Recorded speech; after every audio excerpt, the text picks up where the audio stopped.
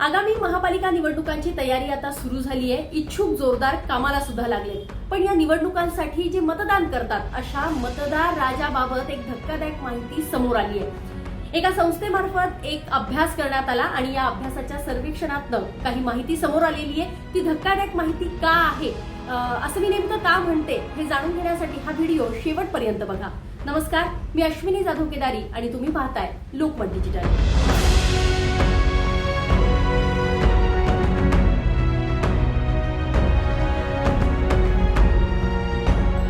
आगामी पुणे महापालिका निवडणुकीमध्ये 4 सदस्य प्रभाग रचना असणार आहे। खरं तर पालिका निवडणुकांचा कालावधी संपूनही निवडणुका न झाल्यानं मागील 3-4 वर्षांपासून पालिकेत प्रशासक राज आहे। त्यामुळे स्थानिक नागरिक जवळपास नगरसेवकांना विसरल्यात जमाय असं स्पष्ट होतंय। एकाच प्रभागात 4 नगरसेवक असून सुद्धा केवळ 30% नागरिक म्हणतायत की नगरसेवकांनी आमचे प्रश्न सोडवलेत। विशेष म्हणजे केवळ 25% मतदारांना प्रभागाची हद्द माहिती आहे। याचाच अर्थ 75% मतदारांना प्रभागाची हद्दच माहीत नसल्याचं एका अभ्यासातनं समोर आलंय।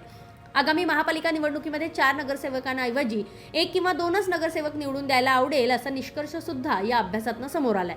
महापालिका निवडणुकात 4 सदस्य प्रभाग पद्धतीने होणार आहेत आणि याविषयी मतदारांना आणि स्थानिक राजकीय नेतृत्वाला काय वाटतं, त्यांची मतं काय हे जाणून घेण्याच्या उद्देशानं द युनिक फाउंडेशन या संस्थेनं पुणे महापालिकेअंतर्गत अभ्यास केला आणि त्यातनं ही माहिती समोर आली आहे। बहुसदस्य प्रभाग पद्धतीच्या अभ्यासासाठी पुणे महापालिका हद्दीतील झोपडपट्टी, मध्यमवर्गीय वस्ती, श्रीमंतवर्गीय सोसायट्यांमध्ये जाऊन नागरिकांशी संवाद साधण्यात आला होता। त्यामध्ये पक्षचिन्हाऐवजी उमेदवार पाहून मतदान करणाऱ्यांचे प्रमाण अधिक म्हणजे 47% आढळून आले। मतदार सर्वेक्षणामध्ये मतदारांना पालिका निवडणुकीतील प्रभागाच्या हद्दीची माहिती नाहीये आणि वॉर्डाविषयी सुद्धा माहिती नाहीये। 2017 सालच्या पालिका निवडणुकीमध्ये आपल्या प्रभागातून 4 नगरसेवक निवडून आलेत असं फक्त 55% मतदारांना आठवतंय।